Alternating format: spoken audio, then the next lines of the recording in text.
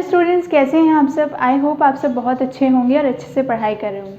So students, आज हम continue करेंगे एक्सरसाइज 3.2। इसके प्रीवियस वीडियो में मैंने आपको एक्सरसाइज 3.2 के सेकंड क्वेश्चन तक सॉल्व करवाया था। उस वीडियो की लिंक आपको मेरे डिस्क्रिप्शन बॉक्स में मिल जाएगी। सो स्टूडेंट्स, अब हम कंटिन्यू करते हैं एक्सरसाइज 3.2।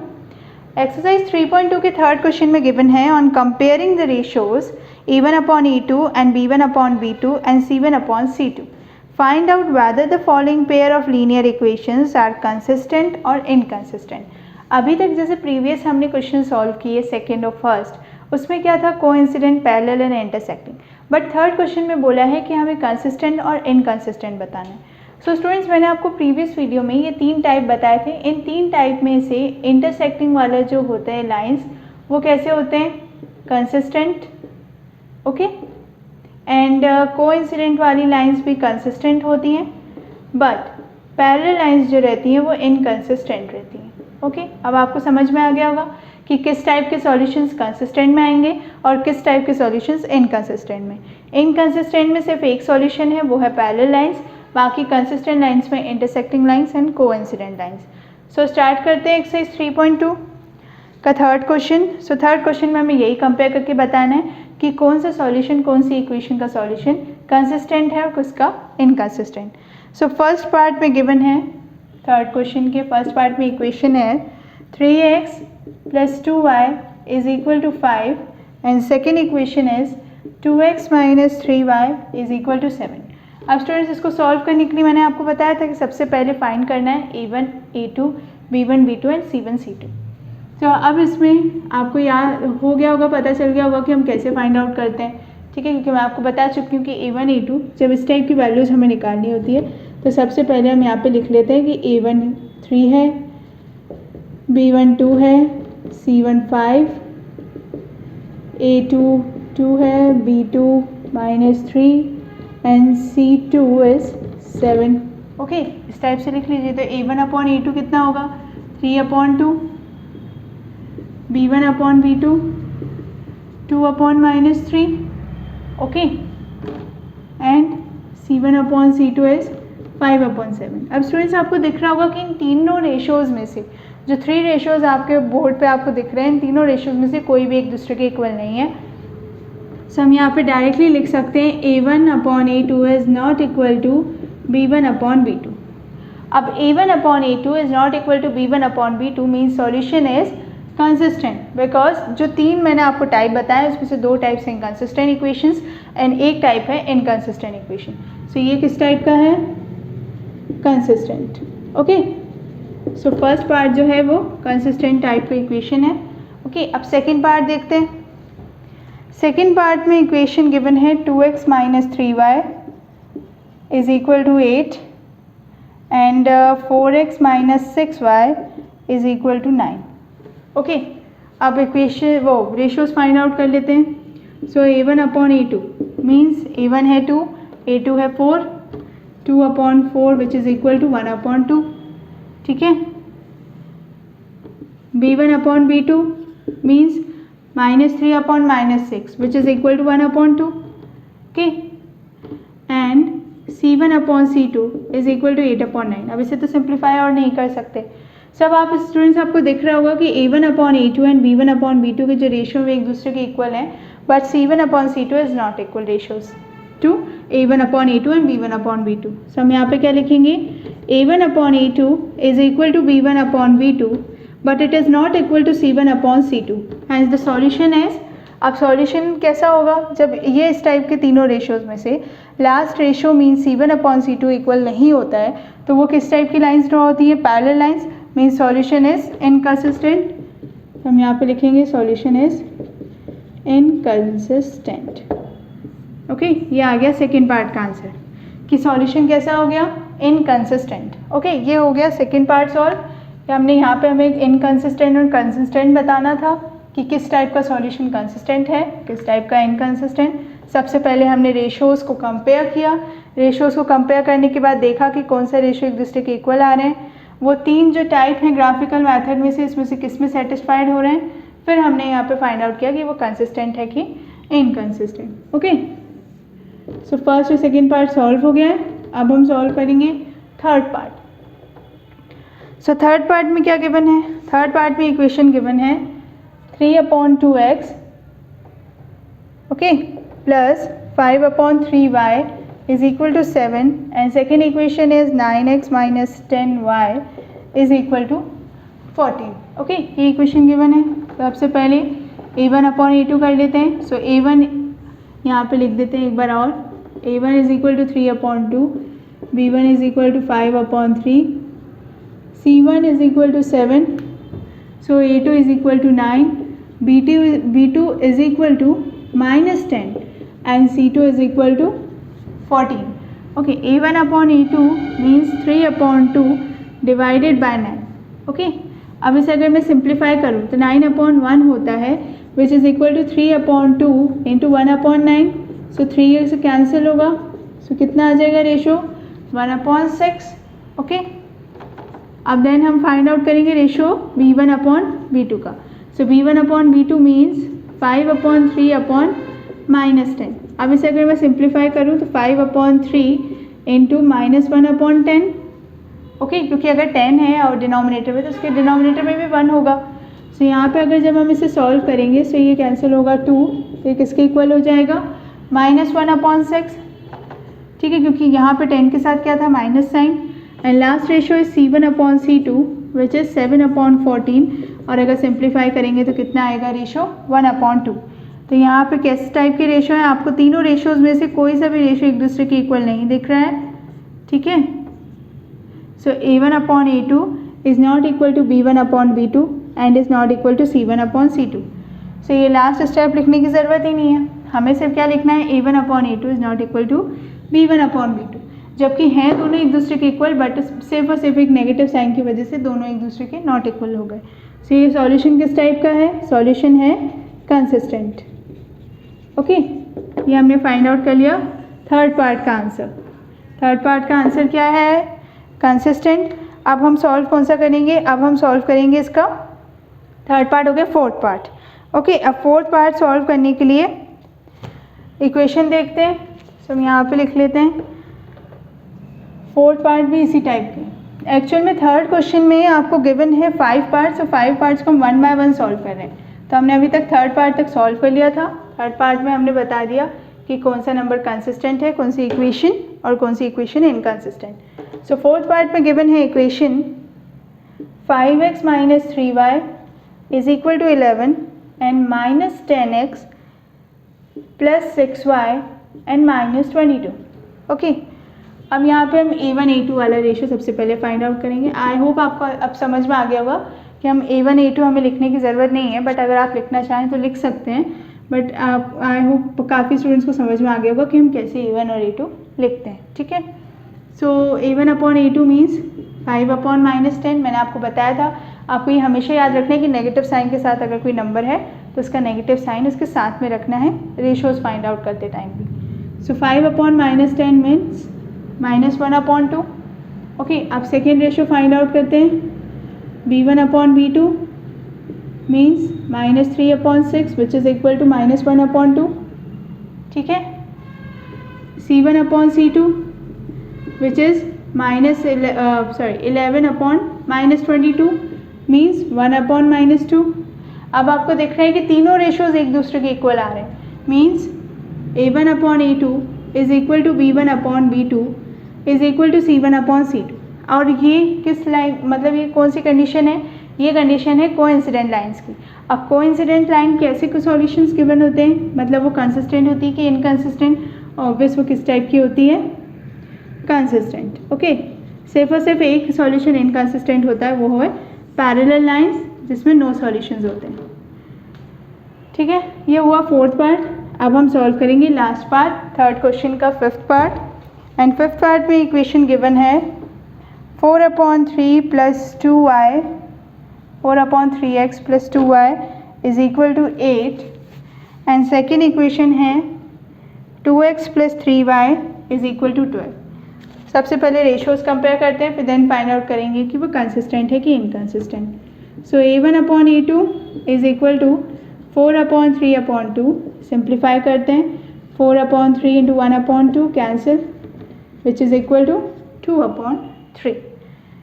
देन फाइंड आउट करते हैं ratio second B1/B2, B1/B2 means 2/3. Then find out करते हैं ratio C1/C2 which is equal to 8/12. अब इसे सॉल्व करेंगे तो कितना आएगा 2/3. ठीक है, 4 के टेबल से ही आप कट करेंगे इसे तो 2/3 डायरेक्ट आएगा. ठीक, तो अब ये लास्ट सॉल्यूशन में मीन्स लास्ट पार्ट में भी तीनों रेशोज़ एक दूसरे के इक्वल आ रहे हैं. अब तीनों रेशोज़ एक दूसरे के इक्वल है मीन्स लाइन कैसी है, कोइंसिडेंट. अब लाइन कोइंसिडेंट है तो सॉल्यूशन कैसा हो गया, consistent. Okay, so students I hope आपको थर्ड क्वेश्चन पूरी अच्छी तरीके से समझ में आ गया होगा कि हम कैसे कंसिस्टेंट और इनकंसिस्टेंट फाइंड आउट कर रहे हैं. कंसिस्टेंट मीन्स कंसिस्टेंट में दो टाइप आते हैं, एक होता है इंटरसेक्टिंग लाइंस के लिए and second one is coincident lines. Okay, inconsistent में आती हैं पैरेलल लाइंस. सिर्फ और सिर्फ 3 कंडीशंस में से इनकंसिस्टेंट वाले जो सॉल्यूशंस होते हैं वो सिर्फ पैरेलल लाइंस के फॉर्म में होते हैं, जिनके रेशियोज़ कैसे होते हैं, A1/A2 is equal to B1/B2 is not equal to C1/C2. ये जो रेशियो होते हैं ये होते हैं पैरेलल लाइंस के लिए. कोइंसिडेंट में तीनों रेशियोज़ एक दूसरे के इक्वल होते हैं और इंसिडेंट लाइंस जो इंटरसेक्टिंग लाइंस होती हैं उसमें A1/A2 is not equal to B1/B2. So students अब आप इसका स्क्रीनशॉट ले लीजिए. स्टूडेंट्स आई होप आपको अच्छे से समझ में आ गया होगा कि कैसे हमने थर्ड क्वेश्चन सॉल्व किया. अब हम इसके आगे सॉल्व करेंगे फोर्थ क्वेश्चन. सो फोर्थ क्वेश्चन भी इसी टाइप का है जिसमें हमें कंसिस्टेंट और इनकंसिस्टेंट बताना है कि कौन सी इक्वेशन कंसिस्टेंट सॉल्यूशन गिव करेगी और कौन सी इनकंसिस्टेंट. बट साथ में क्वेश्चन फोर्थ में ये चीज़ भी गिवन है कि अगर वो कंसिस्टेंट है तो हमें उसके जो सॉल्यूशन है वो ग्राफिकली बताना होगा. ग्राफिकली मीन्स ग्राफिकल मैथड का यूज़ करके. अब ग्राफिकल मैथड कैसे कि जैसे हमने बताया था कि जब कोई नंबर कंसिस्टेंट होता है या कोई इक्वेशन कंसिस्टेंट होती है, इसका मतलब क्या है कि वो अगर कंसिस्टेंट है मीन्स वो इंटरसेक्टिंग हो सकती है या कोइंसिडेंट हो सकती है, तो वो हमें फाइंड आउट करके बताना है. ठीक है, तो क्वेश्चन फोर्थ की फर्स्ट इक्वेशन में क्या गिवन है, फोर्थ क्वेश्चन के फर्स्ट इक्वेशन में गिवन है फर्स्ट पार्ट जो है वो है x + y = 5 and second equation is 2x + 2y = 10. Okay, तो अब हम जब इसे सॉल्व करेंगे सबसे पहले हम रेशो फाइंड आउट करते हैं. A1/A2 का रेशो कितना होगा 1/2. B1/B2 का रेशो कितना होगा 1/2. C1/C2 का रेशो कितना होगा 1/2. Okay, means A1/A2 is equal to B1/B2 and is equal to C1/C2. अब ये जब तीनों रेशोज़ एक दूसरे के इक्वल होते हैं मीन्स लाइन कैसी होती है, कोइंसिडेंट. ओके, अब लाइन जब कोइंसिडेंट है, ठीक है, क्योंकि हमें यहाँ पे लाइन के लिए भी बताना है, लाइन कोइंसिडेंट एंड सॉल्यूशन. अब जब लाइन कोइंसिडेंट है तो ये किस टाइप का सॉल्यूशन है, ये है कंसिस्टेंट.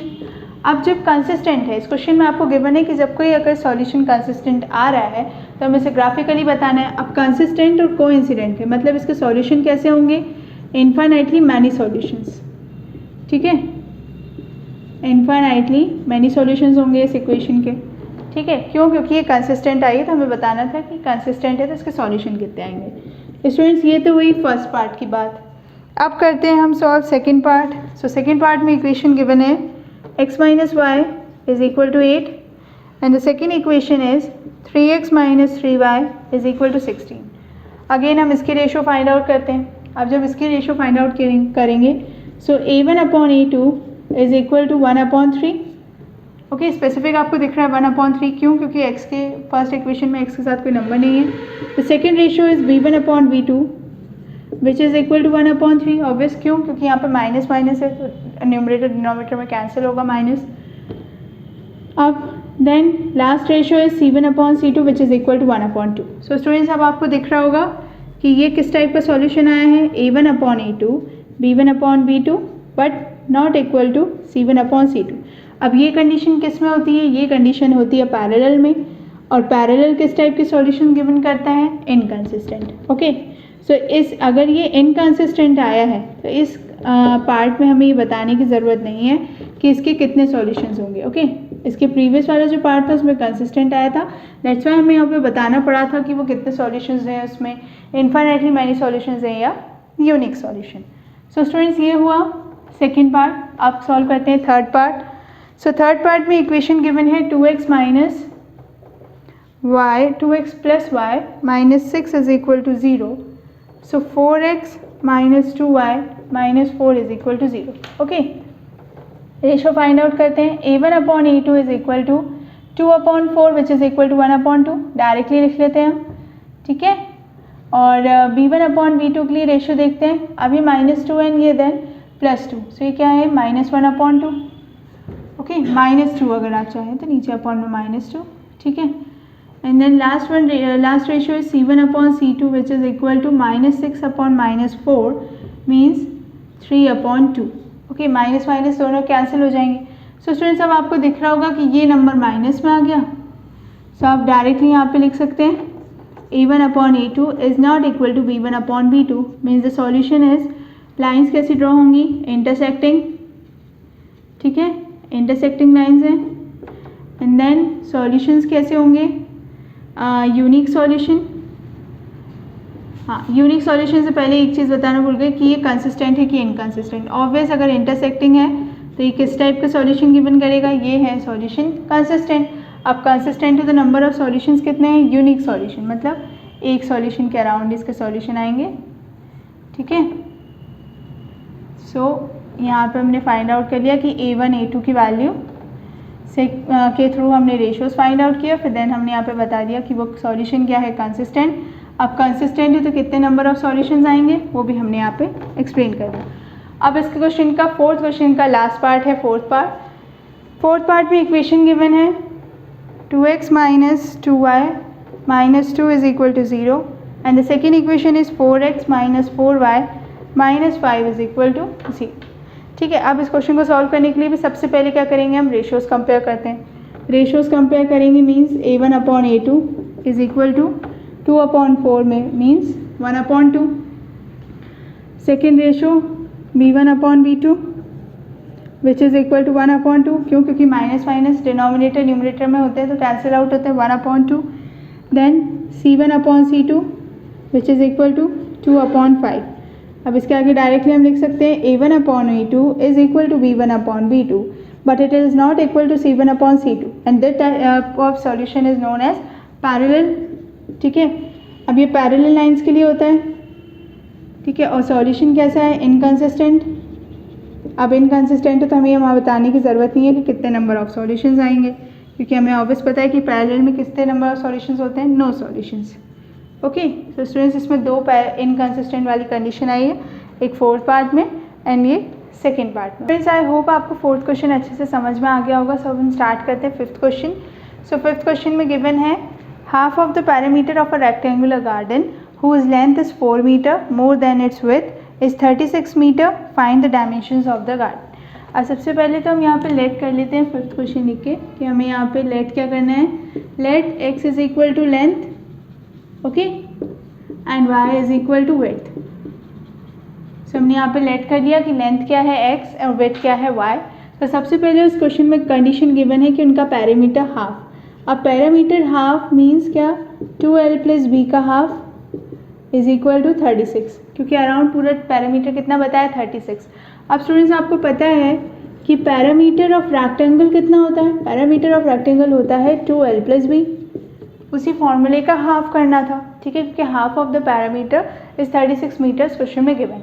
एंड सेकेंड उस क्वेश्चन में गिवन है कि जितनी लेंथ है लेंथ कितनी 4 टाइम्स ज़्यादा है ब्रेथ से मीन्स y प्लस 4. अब इस इक्वेशन को सॉल्व करेंगे तो x minus y minus 4 is equal to 0 which is equal to second equation. अब फर्स्ट इक्वेशन हाफ के फॉर्म में तो सबसे पहले हम इसे सॉल्व कर लेते हैं. जब हम इसे सॉल्व करेंगे तो कितनी होगी हाफ 2l प्लस बी की जगह x और y क्योंकि हम लेट कर चुके हैं. So x plus y is equal to 36. So 2x plus y is equal to 72. Okay अब 72 हो गया मीन्स अब जब हम 2 को डिवाइड में भेजेंगे so x plus y is equal to 36. ठीक है. अब 36 मीन्स ये फर्स्ट इक्वेशन और सेकेंड इक्वेशन को सॉल्व करके हमें वैल्यूज़ किसकी निकालनी है x और y की. सो जब हम इसे सॉल्व करेंगे so x plus y is equal to 36. Second equation is x minus y is equal to 4. ठीक है. साइन चेंज नहीं करते क्योंकि ऑब्वियस यहाँ पे आपके वेरिएबल्स के साथ में कोई नंबर नहीं है इसलिए ईजी है इसे सॉल्व करना. सो कितना हो जाएगा 2x is equal to 40 means x is equal to 20। x is equal to 20 means length की वैल्यू कितनी आ गई 20 मीटर। अब जब लेंथ की वैल्यू आ गई है मीन्स x की वैल्यू, तब हम यहाँ पे लिखेंगे put the value of x in equation. किस इक्वेशन में रखना चाहेंगे, हम रखते हैं इक्वेशन सेकेंड में। इक्वेशन सेकेंड क्या है, x minus y minus 4 is equal to 0। अब x की वैल्यू कितनी है 20 मीन्स 20 minus y minus 4 is equal to 0। So y is equal to कितना हो जाएगा 16। Okay, so y is equal to value कितनी आएगी 16। अब जब y की वैल्यू 16 आ गई है तो हम यहाँ लास्ट में लिख सकते हैं hence the length of the rectangular park is, length कितनी हो गई, लेंथ मीन्स x की वैल्यू कितनी आई है 20 metre and the width is 16 metre. Okay, so students हमें यही फाइंड आउट करना था, लेंथ और ब्रेथ की वैल्यू फाइंड आउट करनी थी कि लेंथ कितनी है रेक्टेंगुलर पार्क की और ब्रेथ कितनी है। तो हमने फाइंड आउट कर लिया, x की वैल्यू 20 मीन्स लेंथ है 20 मीटर, y की वैल्यू है 16 मीन्स विड्थ कितनी है 16 metre. So students I hope आपको अच्छे से समझ में आ गया होगा कि कैसे हमने fifth question means word problem को सॉल्व किया और कैसे हमने एक्सरसाइज 3.2 को सॉल्व किया। अब एक्सरसाइज 3.2 के आगे की क्वेश्चंस मैं अपने नेक्स्ट वीडियो में अपलोड करूँगी। सो स्टूडेंट्स प्लीज़ मेरे चैनल को सब्सक्राइब करें और बेल आइकन ज़रूर दबाएं, जिससे जब मैं नेक्स्ट वीडियो अपलोड करूँ तो आपको नोटिफिकेशन शो हो।